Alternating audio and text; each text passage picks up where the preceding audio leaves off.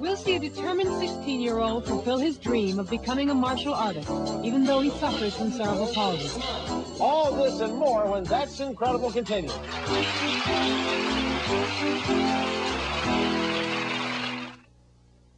The late, great Bruce Lee used to be known throughout the martial arts world as the Young Dragon. He was the epitome of the martial arts master, athletic, strong, and graceful. The incredible kid you're about to meet may not look much like Bruce Lee, but we have a hunch that the Young Dragon would have been proud of him. Since he was an infant, 16-year-old Les Toth has suffered from severe cerebral palsy. His mother, Jewel, explains. He is confined to a wheelchair, and he has never walked. He's never run. You know, if he ever gets up to do any walking or running, it will be a miracle, which we all wait for and hope to see. I was just, sitting around, not doing anything. I wasn't very active. All I was really doing was gaining weight. Les did discover an interest in martial arts. He's always been interested in it. He's watched almost every one of Bruce Lee's movies, and I think that was one of the things that got him interested in it more. And I always wanted to get into it, but nobody would ever accept me into their schools. Everybody just said no. They didn't even take the time to see me. You're in a wheelchair, we can't really help you.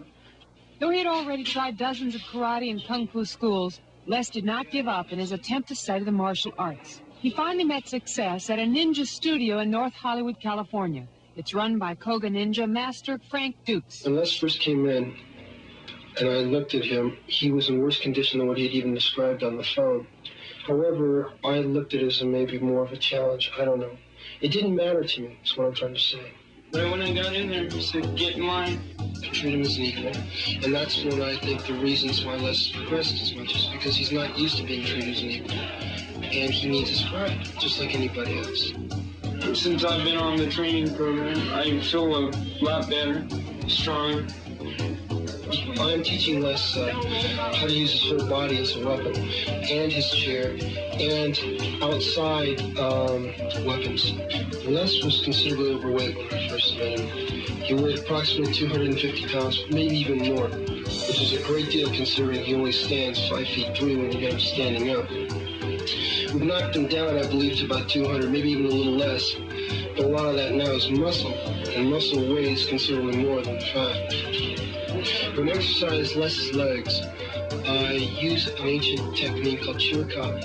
It's a massage technique, and it works on stimulating the nerves so that they themselves are stimulating the muscles.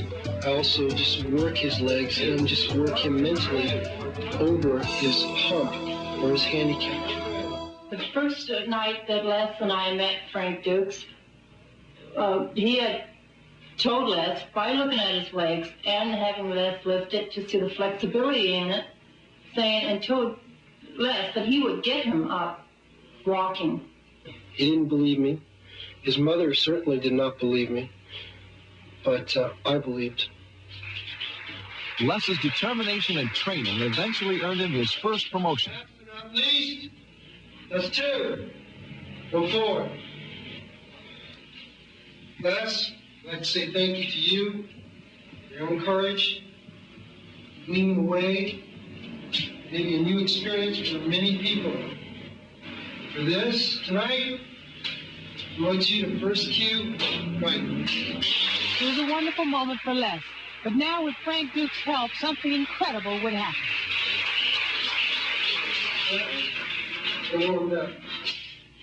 For the first time in his life, Les would try to walk.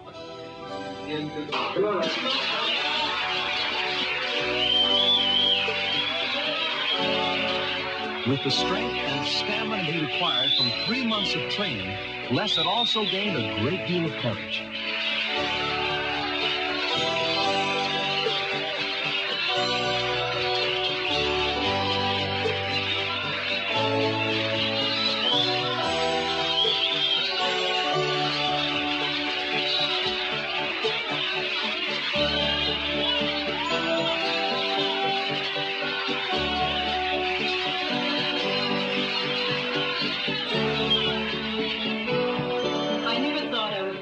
See Les ever walk.